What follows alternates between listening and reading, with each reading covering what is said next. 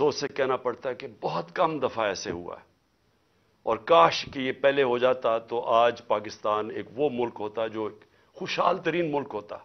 ہم آج ہمارے یہ حالات نہ ہوتے جو بدقسمتی سے آج پاکستان کے حالات ہیں، کہ ہمیں ہر جگہ پیسے مانگنے پڑتے ہیں، قرضے مانگنے پڑتے ہیں، ہم ذلیل ہوتے ہیں، ہمارے لوگ ذلیل ہوتے ہیں، قوم کی عزت نہیں ہے، جو قوم اپنی عزت نہیں کراتی دنیا اس کی عزت نہیں کرتا۔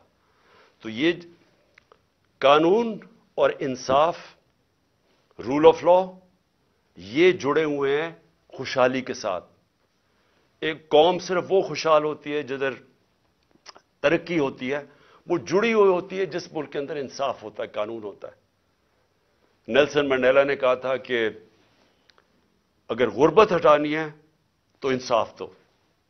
اس نے یہ نہیں کہا تھا کہ کہیں باہر سے قرضے لو یا پیسے مانگو، انصاف کرو، آپ کے ملک میں ویسے غربت ختم ہو جاتی ہے۔ جو امیر ملک ہے، سوئٹزرلینڈ کی میں مثال دیتا ہوں، رول آف لا انڈیکس میں، یعنی وہاں انصاف جو اس کو جو گریڈ کرتے ہیں تو وہ 99% ہے، تو اس لیے وہاں خوشحالی ہے، کچھ بھی نہیں ہے، وسائل بھی نہیں ہے۔ تو آج میں اس لیے پھر بھی اپنی قوم کو مبارک دینا چاہتا ہوں کہ ایک بہت بڑا یہاں ایک مافیا بیٹھا ہوا ہے پاکستان میں، قبضہ گروپ ہے، اور یہ قبضہ کر کے بیٹھ کے اس ملک پہ پچھلی اپریل سے، اور انہوں نے ہر قسم کی پاکستان کے اندر جو بنیادی انسانی حقوق ہیں ان کو ختم کیا۔ انہوں نے ہر قسم کی قانون کی وائلیشن کی۔ انہوں نے وہ کام کیے جو کسی جمہوریت میں نہیں ہو سکتے، کہ وہ لوگ پہلے اقتدار میں آتے ہیں ایک آکشن کے ذریعے، الیکشن کے ذریعے نہیں، عوام کا مینڈیٹ لے کے نہیں آتے، پیسے خرچ کر کے، حرام کے پیسے سے لوگوں کو خرید کے ایک سازش کے تحت، اور بیرونی سازش ساتھ ملوائی انہوں نے اپنے ساتھ۔ پہلے ہم سمجھتے تھے کہ باہر سے سازش ہوئی ہے، انہوں نے ساتھ ملائی۔ یہاں کے جو میر صادق تھے، انہوں نے غداری کی، انہوں نے باہر سے قوتوں کو اپنے ساتھ ملا کے یہ سازش کی گورنمنٹ گرانے کی، اور اس کے نتیجے میں وہ لوگ آئے جنہوں نے وہ کام کیا ہے جو کسی جمہوریت میں ہو ہی نہیں سکتا۔ اپنے اربوں روپے، 1100 ارب روپے کے انہوں نے کیس معاف کروائے، صرف قانون بدل کے، پارلیمنٹ میں بیٹھ کے نیب کی امینڈمنٹ چینج کر کے 1100 ارب روپے کا فائدہ کروایا اپنے آپ کو۔ تو آج میں، اور پھر انہوں نے پوری کوشش کی کہ کسی نہ کسی طرح یہ اقتدار میں رہیں، اور ہر وہ کوشش کی کہ کسی طرح عوام کی رائے نہ آئے۔ جو بھی بائی الیکشن ہوئے، اور اللہ کا کرم ہے کہ 30 بائی الیکشن جیتی ہے تحریک انصاف، 37 بائی الیکشن میں سے جب سے ہماری گورنمنٹ گئی ہے۔ تو اس لیے ڈرتے ہیں الیکشن سے، اور الیکشن سے بچنے کے لیے انہوں نے ہر کوشش کی، اور یہ پوری کوشش کی کہ جب 90 دن کے اندر واضح تھا، آئین کے اندر واضح تھا کہ 90 دن سے زیادہ، جب اسمبلی ڈیزالو کی، ہم نے قربان کی اپنی دونوں اسمبلیز، تو جب یہ واضح تھا کہ 90 دن کے آگے نہیں جا سکتا الیکشن، تو انہوں نے پوری کوشش کی، گورنرز کو ساتھ ملایا، انہوں نے ہر کوشش کی کہ کسی طرح یہ الیکشن نہ ہو۔ اور سپریم کورٹ نے جب آج فیصلہ کیا، تو میں پہلے تو سپریم کورٹ کو یہ کہنا چاہتا ہوں کہ قوم آپ کے ساتھ کھڑی ہے، قوم اس ملک میں ترسی ہوئی ہے انصاف کے لیے، رول آف لا کے لیے، اور میں آپ کو یقین دلاتا ہوں کہ یہ 99 نہیں ہے، 98 99 میں جب اس نے، اسی نون لیگ نے ایک سپریم کورٹ کے چیف جسٹس کو ڈنڈوں سے اٹیک کیا اور بھگوایا وہاں سے، اور پھر پیسے دیے، وہی رفیق تاڑڑ، وہ پیسے لے کے بریف کیس لے کے گیا اور کوئٹہ بینچ خریدے، اور وہ چیف جسٹس جو سب آج تک سب سجاد علی شاہ کو سمجھتے ہیں کہ وہ ایک ایماندار، دیانتدار چیف جسٹس تھا، اس کو سپریم کورٹ سے انہوں نے ہٹوایا، انہوں نے جوڈیشری کو تقسیم کیا۔ اور آج میں یہ دیکھ رہا ہوں، لا منسٹر نے جو اسٹیٹمنٹ دی ہے، شرمناک ہے، پھر سے جوڈیشری کو تقسیم کرنے کی کوشش کی، جبکہ 5 ممبر بینچ نے سب نے ایک ہی چیز کہی کہ 90 دن سے آگے نہیں جا سکتا، 90 دن کے اندر الیکشن ہوں گے، 5 نے یہ کہا، اور انہوں نے دو نے نہیں اتفاق کیا، لیکن اس چیز کے اوپر تو پانچوں متفق تھے کہ 90 دن کے اندر الیکشن کروانے. اور میں یہ جو لا منسٹر کی جو کوشش ہے اور نون لیگ کی ہمیشہ یہ کوشش رہی ہے کہ یہ انصاف سے بھاگتے ہیں، یہ آزاد عدلیہ کو کبھی نہیں چاہیں گے، کیونکہ یہ سارے اداروں کو کنٹرول کر کے ہی غیر قانونی چیز کر سکتے ہیں. جب تک ججز ان کے کنٹرول میں نہ ہوں، اور یہ جب ایک جج کو ٹیلی فون کر کے کہہ رہے ہیں کہ بے نظیر کو 3 سال نہیں 5 سال سزا ملنی چاہیے، یہ اس طرح کے ججز چاہتے ہیں. ان کو کبھی بھی آزاد اور کریڈیبل دیانتدار عدلیہ ان کو کبھی بھی پسند نہیں تھی. اور یہ آج حیرت یہ ہے کہ سپریم کورٹ کا فیصلہ آ گیا، لیکن ایک فضا ملک میں بنی ہوئی ہے کہ پھر بھی شاید 90 دن میں الیکشن نہ ہو. یہ اس سے کیا چیز ہمیں سمجھ آتی ہے کہ اتنا نقصان پہنچایا ہے اس مافیا نے، یہ شریف مافیا اور زرداری مافیا نے اتنا نقصان پہنچایا پاکستان کے اداروں کو کہ لوگوں کو اعتماد ہی اٹھ گیا ہے. اب سپریم کورٹ جب فیصلہ کر دے تو اس پہ گنجائش کیا رہ گئی؟ لیکن آپ تجزیہ نگار دیکھیں، سارے کہہ رہے جو ہوں گے بھی 90 دن میں الیکشن یا نہیں ہوں گے. یہ سوال ہی کرنے کا مطلب یہ کہ اتنا نقصان پہنچایا پاکستان کی جمہوریت کو، پاکستان کے اداروں کو، کہ لوگوں کو اب اس چیز پہ اعتماد ہی نہیں ہے کہ یہ ہوگا یا نہیں ہوگا. میں آج اپنی پارٹی کی طرف سے، پاکستان کی عوام کی طرف سے پھر سے اپنے سپریم کورٹ کو یہ پورا یقین دلاتا ہوں کہ ہم سب آپ کے ساتھ کھڑے ہیں. ہم انشور کریں گے، ہم پورا زور لگائیں گے کہ کوئی چیز اب غیر آئینی نہ ہو. کسی طرح یہ مافیا اپنے آپ کو بچانے کے لیے، پھر نہ الیکشن سے نکلنے کے لیے کوئی ایسے حربے نہ استعمال کریں جو انہوں نے 99 میں کیے تھے. آج کل سوشل میڈیا کا زمانہ ہے، دنیا بدل چکی ہے. آج جو پاکستان کا نوجوان ہے اس میں وہ شعور ہے جو کبھی پہلے نہیں تھا. جب 98 99 میں جب بھی انہوں نے سپریم کورٹ پہ حملہ کیا تھا تو اس طرح کا شعور نہیں تھا. لوگوں کے پاس ایسی یہ جو انفارمیشن کی ریولوشن آئی ہے، یہ جو موبائل فون کے ذریعے آئی ہے، یہ ایسا شعور کسی میں بھی نہیں تھا. تو وہ تھوڑی دیر کے بعد ایک دم چپ کر کے ایشو سیٹل ہو گیا. مائٹ از رائٹ ہو گئی، جس کی لاٹھی اس کی بھینس بن گئی. جنگل کا قانون آ گیا کہ جب آپ نے چیف جسٹس کو بھگا دیا تو سارے چپ کر کے بیٹھ گئے. آج پاکستان بدل چکا ہے. اس ملک میں ساری قوم سارے ایشو سمجھ چکی ہے. یہ جو آج آپ قوم دیکھ رہے ہیں جو 30 بائی الیکشن جتوائے اور جو ہر اوپینین پول کہتا ہے کہ قوم کیوں تحریک انصاف کے ساتھ کھڑی ہے، موبائل فونز کی وجہ سے. یہ جو آج سوشل میڈیا ہے، سوشل میڈیا نے وہ لوگوں میں ایسا شعور ہے کہ 1 گھنٹہ لگتا ہے، آپ کوئی جھوٹ بولیں 1 گھنٹے کے اندر سارا اگلا پچھلا بتا دیتے ہیں آپ کو کہ آپ نے پہلے کیا کہا تھا. اور اسی وجہ سے یہ پارٹیز نیچے گئی ہیں، جو مافیاز ہیں اس لیے ایکسپوز ہوئے ہیں لوگوں کے سامنے، کیونکہ ان کی ساری پرانی سٹیٹمنٹس تیار ہیں، لوگوں کے پاس ہے موبائل فون پہ. نہیں ہے تو سوشل میڈیا نکال لیتا ہے. اور جتنی تیز چیزیں وائرل ہوتی ہیں، اخبار تو کل نکلے گا، آج ہی ساری شام کو سب کو پتا چل جاتا ہے ایشوز کا. تو میں آج کے فیصلے کے بعد جو ہم نے جیل بھرو تحریک تھی اس کو ہم نے اب ختم کیا، اور انشاءاللہ ہفتے کو سیٹرڈے کو ہفتے کو مغرب کے بعد ہم پورا لانچ کر رہے ہیں اپنی الیکشن کیمپین. ہر ڈسٹرکٹ کے اندر میں اپنی کارکنوں کو، تحریک انصاف کے عہدیداروں کو آج بتا رہا ہوں کہ ہر ڈسٹرکٹ میں آپ نے نکلنا ہے، کارنرز میٹنگ کرنی ہے، ایک جلسہ کرنا ہے، اور ادھر میں آپ سب کو اپنی یہاں سے خطاب کروں گا. اور اس کا مقصد یہ ہوگا کہ قوم کو میں یہ بتاؤں گا کہ جس دلدل میں ہم آج پھنس گئے ہیں اس سے نکلنا کیسے آپ، تو وہ کون سے ہم نے چیزیں کرنی ہیں پاکستان کو نکالنے کے لیے. کیونکہ یہ جو بیٹھے ہیں تو اب تو سیدھا مزید اندھیرے اور دلدل میں جا رہا ہے ملک. ان کے پاس تو اب کوئی راستہ نہیں ہے. انہوں نے جو معیشت کو جدھر پہنچا دیا ہے، اب تو ان کے پاس کوئی اس کا راستہ ہی نہیں ہے۔ ان کا تو صرف ایک ہی راستہ ہے کہ کہیں سے قرضے لے لو، لیکن کیسے قرضے واپس کرنے ہیں ان کے پاس تو کوئی روڈ میپ نہیں ہے، اور نہ باہر کی کوئی بھی سرمایہ کار یا فورن انویسٹرز، نہ ان کا کوئی اعتماد رہ گیا ان پہ، نہ اندر سے کسی کا رہ گیا۔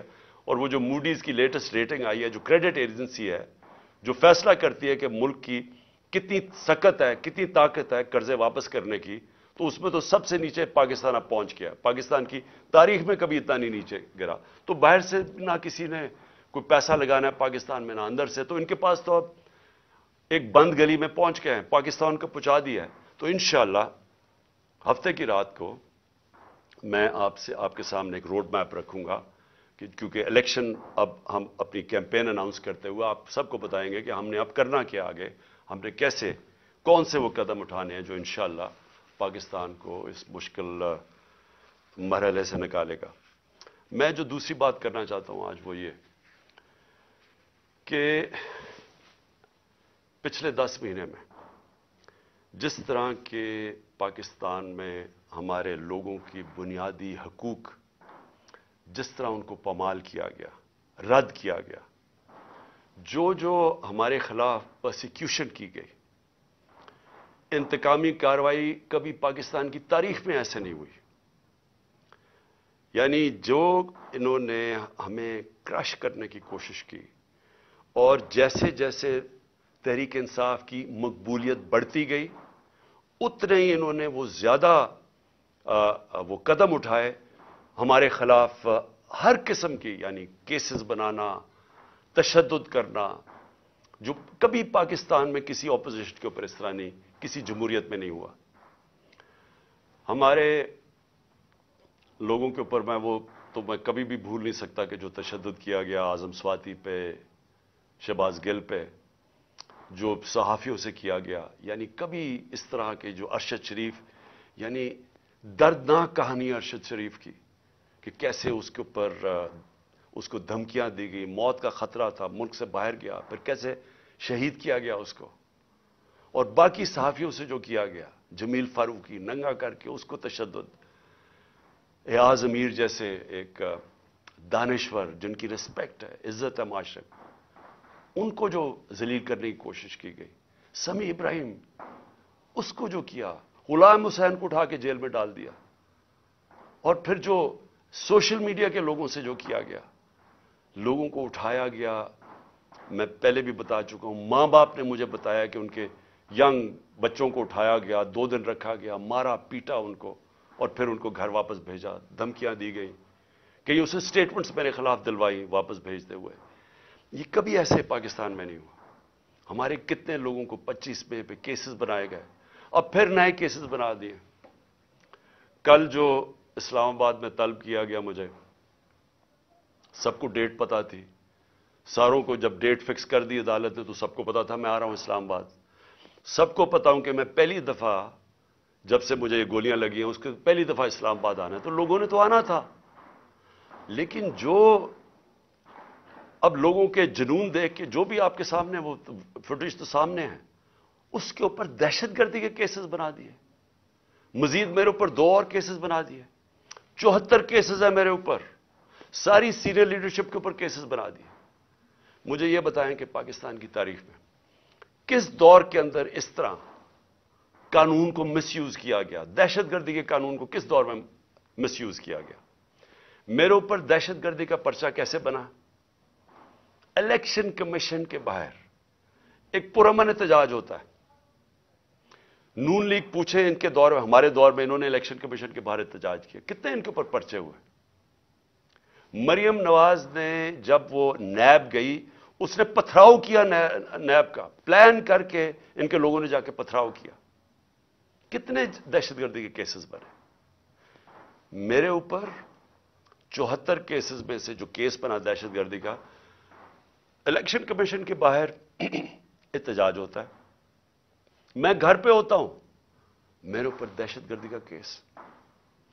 پھر یہ جو الیکشن کمیشن جو سب پتہ ہے، اب جو الیکشن کمیشن کا رول رہا ہے اس کے اندر، جب سے ہم نے اپنی اسمبلیز ڈیزالو کی، جو انہوں نے کیئر ٹیکر بنایا، جس طرح کی، یعنی وہ لوگوں کو بٹھایا جو ہمارے دشمن ہیں، کسی طرح بھی وہ نیوٹرل کیئر ٹیکر میں فٹ نہیں کرتے. الیکشن کمیشن نے ہمارے مخالفین کو یہاں کے بٹھا دیا. جتنے کیسز الیکشن کمیشن کرتا ہے ہمارے خلاف، سب کو پتا ہے کہ اس سے زیادہ جانبدار الیکشن کمیشن آیا نہیں ہے. وہ الیکشن کمیشن پہلے میرے اوپر کیس لگا تھا توشہ خانہ کا. توشہ خانہ کا کیس ہے کیا، میں ذرا آج سب قوم کے سامنے کلیئر کر دوں. 70 سال سے پاکستان کا قانون کیا ہے؟ جب بھی آپ کو کوئی باہر سے گفٹس ملتی ہیں، جو 70 سال سے ہیڈ آف سٹیٹس کو گفٹ ملتی ہیں، بیوروکریٹس کو ملتی ہیں، جنرلز کو، آرمی چیف کو ملتی ہیں، قانون یہ ہے کہ وہ جاتا ہے توشہ خانہ میں، اور پرانے زمانے میں 20% یا 15% آپ دیتے تھے اور آپ وہ گفٹ رکھ سکتے تھے. یہ قانون تھا. ہمارے زمانے میں وہ 50% ہم نے کر دیا. 50% آپ توشہ خانہ میں دیتے تھے، آپ وہ رکھ سکتے تھے. اس کے بعد وہ آپ کی پراپرٹی بن جاتی تھی. آج تک کبھی کسی سے پوچھا کہ اس نے اس کے بعد کیا کیا؟ میری مرضی، میری پراپرٹی ہے، میں جو مرضی کروں. اس کے اوپر کیس کر دیا ہے. میں چیلنج کرتا ہوں کہ جس دن یہ عدالت میں جائے گا یہ کیس فارغ ہو جائے گا. لیکن جنہوں نے توشہ خانہ سے چوری کیا، آصف زرداری نے اور نواز شریف نے، گاڑی آپ توشہ خانہ سے نہیں نکال سکتے. 4 گاڑیاں نواز شریف نے رکھی استعمال کر کے، 8 سال کے بعد کہتا جی توشہ خانہ میں پیسے دے کے لیتا ہوں. زرداری نے 4 گاڑیاں توشہ خانہ سے نکالی. یہ تو قانون، یہ تو چوری ہے. ان کے اوپر کیس نہیں ہے. ان کے کیس بھی پڑا ہوا تھا نیب میں، وہ نیب نے خارج کر دیا وہ کیس. اور دوسرا کیس ہے فورن فنڈنگ کا. پہلے تو پتا چلا کہ وہ فورن فنڈنگ ہی نہیں تھی. اس کے بعد الیکشن کمیشن نے چینج کیا، پروہیبٹیو فنڈنگ. اس کے اندر تو کچھ تھا ہی نہیں کیس میں. اس کیس کو جو عدالت نے رد کیا ہوا ہے، بیل دے دی ہے سب کو، مجھے اس کے اوپر وارنٹ نکال دیے. جس وقت وہ عدالت میں جائے گا وہ خارج ہو جائے گا. لیکن دوسری طرف ذرا دیکھیں کہ ان کے کیسز جو معاف ہوئے ہیں، شہباز شریف کی 24 ارب ڈالر کے نیب، اور 24 ارب روپے کے نیب اور ایف آئی اے کے اندر کیس تھے جو انہوں نے آتے ساتھ ہی معاف کروا لیے. 24 ارب کے. نواز شریف کے ایون فیلڈز کے اندر، مریم نواز کے ایون فیلڈ ریفرنس میں جو یہ مے فیئر کے فلیٹ ہیں، کیونکہ میں یاد کرا دوں لوگوں کو، یہ ہم نے نہیں اس کے اوپر کیس کیا تھا جو سارا وقت میرے اوپر یہ سب بولتے ہیں. یہ کیس ان کا انکشاف ہوا تھا پینما میں. پینما کے اندر دنیا میں بڑے بڑے لوگوں کا، پرائم منسٹرز کا، وزیروں کے انکشاف ہو گئے تھے جن کی پراپرٹیز چھپائی ہوئی تھی ان میں. اس میں مریم نواز پکڑی گئی. 4 مے فیئر کے 5 ارب روپے کے جو فلیٹس تھے وہ نکلا اس کی ملکیت. کیس تو ادھر شروع ہوا تھا، اور ان کے بیٹے، ان کے بھائی نے ٹی وی پہ جا کے کہا ہاں جی یہ مریم نواز کی ملکیت ہے اور وہ اس کی اونر ہے. وہ ہے 5 ارب کا. پھر چودھری شوگر مل میں 250 کروڑ کا کیس ہے. پھر نواز شریف کا چودھری شوگر مل میں اس کے اوپر بھی 250 کروڑ روپے کا کیس ہے. اور پھر توشہ خانہ میں 25 کروڑ کا کیس ہے. یہ سب معاف ہو چکے ہیں. آصف زرداری کی پاک لین ریفرنس میں 3 ارب 70 کروڑ روپے کا اس کا پاک لین ریفرنس ہے. اور اس کا جو فیک بینک اکاؤنٹ کیسز ہیں وہ ہیں 33 ارب کے. یہ ہیں ان کے، اس کے زرداری کے 37 ارب روپے کے کیسز ہیں. اور اس کے اوپر کوئی بات نہیں ہو رہی.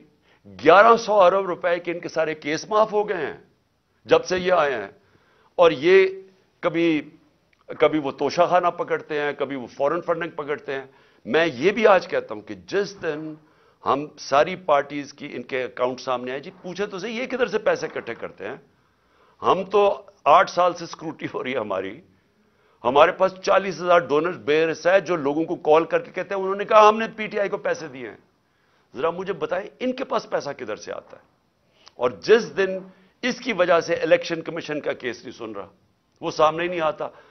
عدالت کہہ بیٹھی ہے کہ ساری پارٹیز کے اکٹھے کیس سنے جائیں، لیکن ان کے کیس سامنے نہیں آتے. تو ہمارے اوپر کیسز کے علاوہ میں جو بتانا چاہتا ہوں کہ جس طرح جنرل امجد کو پکڑا گیا. میں تو جنرل امجد کو نہیں جانتا, میں تو ان کو ٹی وی پہ سنتا تھا. لیکن اگر کسی کو کوئی شک ہے کہ اگر کوئی محب وطن پاکستانی جو اس ملک کی درد رکھتا ہے, جس طرح وہ بولتے ہیں اور اپنے دل کی بات کرتے ہیں, اس کو اگر اٹھا کے جیل میں ڈال دیا, اور یعنی ہم سب اپنے آپ سے پوچھیں نا کہ اس کا مطلب پاکستان میں تو جمہوریت ختم ہو گئی ہے. یہ تو کوئی, یہاں تو کوئی پولیس اسٹیٹ بن گئی ہے. یہاں تو ایسا خوف آ گیا ہے, کوئی سچ نہ بول دے, کسی طرح لوگوں کو کنٹرول کرو, میڈیا کی کس طرح آواز کنٹرول کرو. یعنی اس طرح کے کیا اس سے ہوگا کیا, مجھے تو ابھی یہ نہیں سمجھ آ رہی. کیا یہ بچ جائیں گے؟ کیا یہ لوگ ان چوروں کو ووٹ دے دیں گے اس کی وجہ سے کہ اگر آپ لوگوں کے منہ بند کر دیں؟ کیا ہمیں جو ڈرایا دھمکایا جا رہا ہے اور یہ جو ہر روز نئی ایف آئی آر, کیا اس سے ہم پیچھے ہٹ جائیں گے؟ ہمارے لوگ اس وقت جو جیلوں کے اندر گئے ہیں, جیل بھرو تحریک میں, ہر دوسرے شہر میں جاتے تھے اور زیادہ لوگ جیلوں کے لیے تیار ہو جاتے تھے. انہوں نے حالانکہ جیلوں میں, ہم پولیٹیکل پرزنرز یہ جا رہے ہیں, ہم سیاسی پرزنر, کوئی مجرم نہیں ہے, لیکن جیلوں میں ایسے رکھ رہے ہیں جیسے کہ کوئی دہشت گرد آ گئے یا کوئی ڈاکو آ گئے یا کرمنلز آ گئے, اس طرح کی ٹریٹمنٹ دے رہے ہیں. لیکن اس سے کوئی ڈرا نہیں ہے. لوگوں کا ہر شہر میں اور زیادہ لوگ تیار ہو گئے جیل میں جانے کے لیے.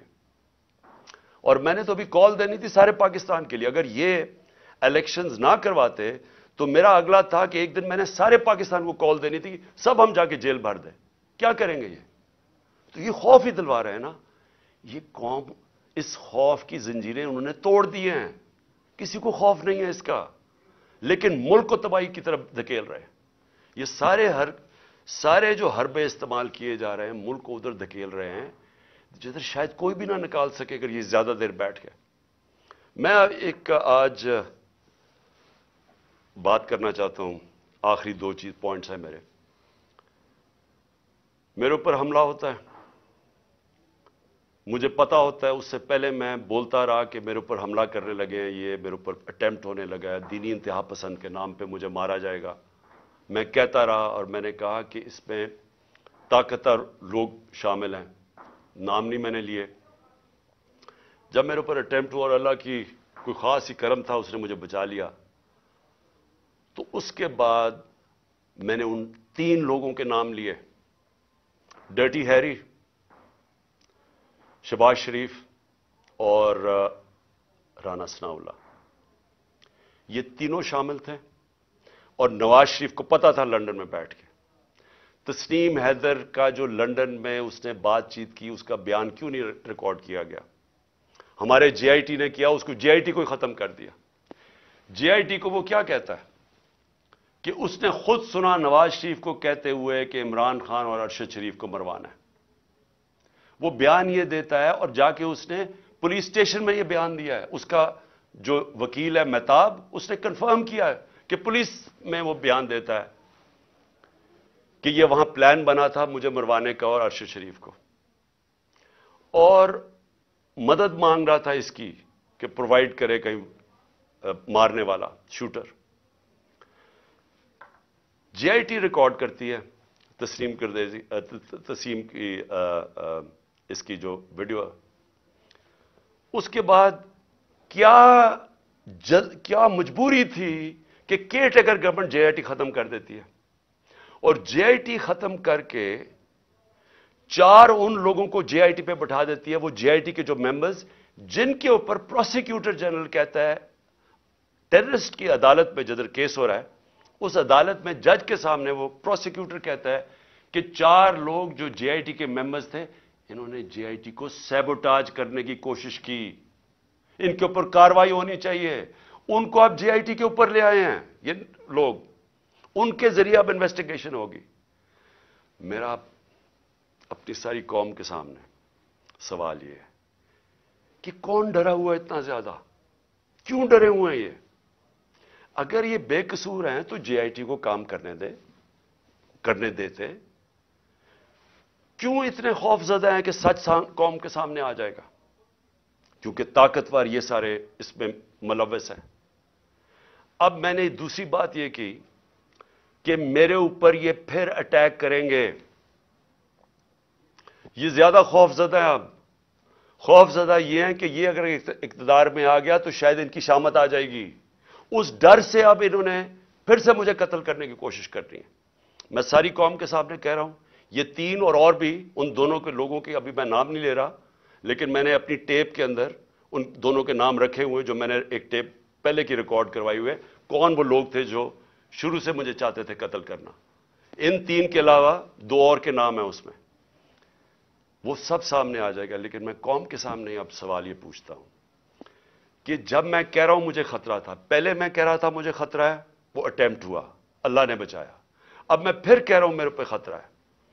میں اب یہ سوال پوچھتا ہوں کہ مجھے یہ عدالتوں میں جو دھکیلتے ہیں, کیا ان کو پتہ نہیں کہ میری جان خطرے میں ہے؟ میں نے جب لاہور ہائی کورٹ سے میرے جو وکیل تھے خواجہ طارق رحیم, انہوں نے وہ جج کو بتایا کہ دیکھیں اس کی جان خطرے میں ہے, آپ کو جب تک سیکیورٹی نہیں پرووائڈ کریں گے اس کو یہاں عدالت میں نہ لے کے آئیں. جج صاحب نے کہا, پولیس کو آرڈر کیا کہ اس کو سیکیورٹی پرووائڈ کی جائے, لیکن عدالت میں آنا پڑے گا. جب میں ہائی کورٹ پہنچا تو وہاں پولیس سیکیورٹی کیا پرووائڈ کرتی, پولیس ہی بھاگ گئی. میں گاڑی میں بیٹھا رہا بڑی دیر کیونکہ وہاں کوئی سیکیورٹی نہیں تھی. آخر میں کیونکہ میں اپنی عدلیہ کی عزت کرتا ہوں اور کروانا چاہتا ہوں قوم کو, اس کی وجہ سے میں پھر چل کے گیا وہاں. اس کے بعد اب پھر 3 مجھے پیشیاں بھرنی پڑی اسلام آباد میں, اور پیشیاں یہ ہیں کہ جناب دہشت گردی کا میرے پر کیس جو ہے کہ میں وہاں تھا بھی نہیں, وہ ادھر الیکشن کمیشن کے باہر جدھر مظاہرہ ہوتا ہے میرے پر کیس ہے. اس طرح کے کیسز ہیں. یہ کیسز نہیں ہے کہ اربوں روپے کی ملک کا پیسہ چوری کر کے ملک سے باہر لے گیا جو ان چوروں نے کیا ہوا ہے. اس کے اوپر 3 مختلف جگہ پہ مجھے پیشی کرنی پڑی. کوئی پولیس سیکیورٹی نہیں تھی, کوئی بھی کسی ٹائم پہ واردات کر سکتا تھا. اور مجھے بچانا کس نے تھا؟ میں اپنی عدلیہ سے آج کہنا چاہتا ہوں کہ کس نے مجھے ڈیفینڈ کرنا ہے؟ جنہوں نے مجھے ڈیفینڈ کرنا ہے ان سے ہی مجھے خطرہ ہے. کیا انٹیریئر منسٹر مجھے ڈیفینڈ کرے گا؟ یہ شہباز شریف کرے گا؟ ان کے نیچے ساری فیڈرل گورنمنٹ کی ایجنسیز ہیں, ان کے نیچے پولیس ہے, تو خطرہ تو ان سے ہے. کیا ڈرٹی ہیری مجھے ڈیفینڈ کرے گا جو خود ہی سب سے بڑا خطرہ مجھے اس سے ہے؟ کون ڈیفینڈ کرے گا؟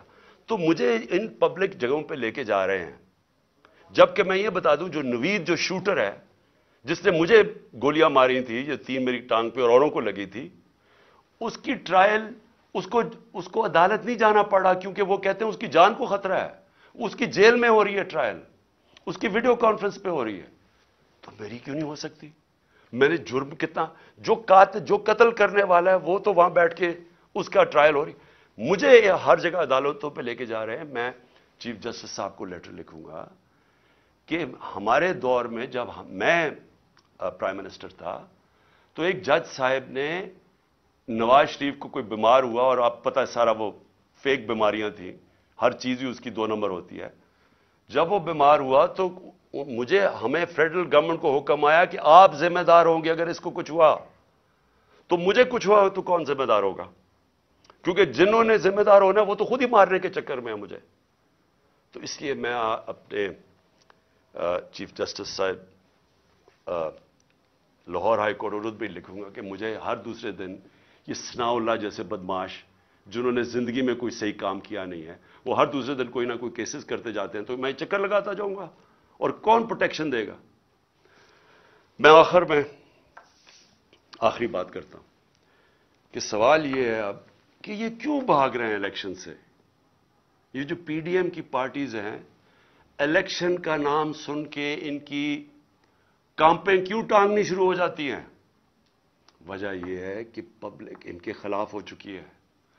وجہ یہ ہے کہ پہلے تو 30 سال سے ان کی چوریوں کا ساری قوم کو پتا تھا, اس کی وجہ سے تو مجھے ووٹ پڑی تھی. اس کے بعد جو انہوں نے ملک کے ساتھ کیا ہے, یہ اس ملک کی تاریخ میں عوام کے اوپر اتنا ظلم نہیں ہوا جو انہوں نے کیا ہے.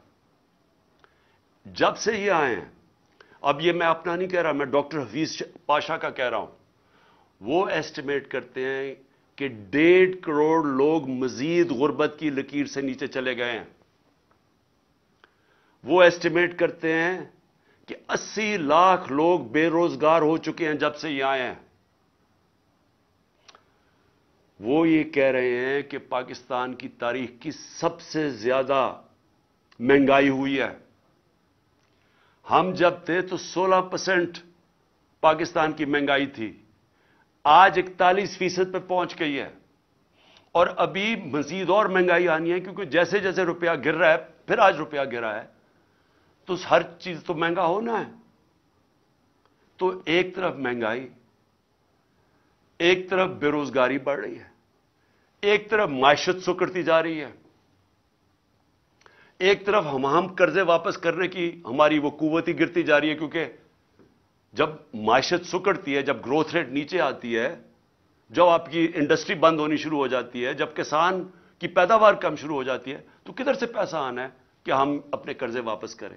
تو قرضے چڑھتے جا رہے ہیں اور ان کے پاس کوئی راستہ ہی نہیں ہے. تو قوم تو ان کے خلاف اس لیے ہو گئی ہے. اس وقت ہم نے جب اندازہ لگایا کہ ابھی اس سے پہلے ابھی تو ایک اور مہنگائی کی لہر آ رہی ہے، شہباز شریف نے کہا کہ ابھی قوم اور مہنگائی کے لیے تیار ہو جائے. تو اگر پچھلی اپریل کے اندر 30,000 روپے جس کی تنخواہ تھی، اس کے پاس صرف 20,000 کی خریدار کی قوت رہ گئی ہے. وہ صرف 20,000 کی چیزیں خرید سکتا ہے جس کے پاس 30,000 کی تنخواہ تھی. اور پہلی مہنگائی تھی، یعنی ایک عالمی مہنگائی کا سائیکل چلا ہوا تھا کورونا کی وجہ سے. تو وہ تو ہم پوری کوشش کر رہے تھے کہ قیمتیں نہ بڑھیں. ہمارے اوپر ایک الزام لگایا کہ جی انہوں نے پٹرول اور ڈیزل کی قیمت کم کر دی. ہم نے کم کی، کہیں اور سے پیسے لگا کے کم کی تاکہ عوام پہ بوجھ نہ پڑے. اور انہوں نے آج جو مہنگائی کی ہے، آج جو پھر سے میں کہتا ہوں جس کے پاس 30,000 روپیہ تھا وہ صرف اب 20,000 کی چیزیں خرید سکتا ہے. گھر میں جو ہماری خواتین بیٹھی ہوئی ہیں ان سے ذرا پوچھیں کہ گھروں میں کیا حالات ہیں. اس لیے میں آج یہ کہنا چاہتا ہوں کہ پاکستان آج ادھر کھڑا ہوا ہے جدھر یہ جو مرضی کر لیں، لوگ فیصلہ کر بیٹھے ہیں ان کے خلاف. یہ جتنا مرضی کوشش کریں کہ کسی طرح عوام بھول جائے گی، تھوڑی اگر الیکشن ڈیلے کر دیں گے تو عوام بھول جائے گی. عوام نے بھولنا نہیں ہے. جتنی دیر ہو رہی ہے اتنے اور زیادہ آپ کے خلاف لوگ ہیں. راجن پور میں جو الیکشن ہوا، راجن پور کے الیکشن کے اندر ایک قوم کو پتا چلا کہ جو مرضی انہوں نے چیزیں کی، ہر قسم کا حربہ استعمال کیا. انہوں نے جو بھی یہ کر سکتے تھے، انہوں نے ایڈمنسٹریشن کو استعمال کیا، اسٹیٹ مشینری کو استعمال کیا، انہوں نے ہر چیز استعمال کی کسی نہ کسی طرح وہ الیکشن جیتنے کے لیے. الیکشن کمیشن نے ان کی مدد کی.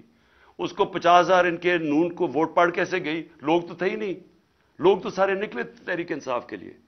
اور وہ دیہاتی حلقہ تھا، اس سے خوف زدہ ہو کہ اب یہ مزید پھر کوشش کریں گے الیکشن سے بھاگنے کا. لیکن میں پاکستانی قوم کی طرف سے میسج دینا چاہتا ہوں کہ ہم آپ کو الیکشن سے بھاگنے نہیں دیں گے. یہ اب الیکشن ہوں گے اور انشاءاللہ اس ملک کے اندر حقیقی جمہوریت بھی آئے گی اور اس ملک کے اندر قانون کی بالادستی بھی قائم ہوگی. اور انشاءاللہ قوم مل کے یہ مشکل وقت سے لڑے گی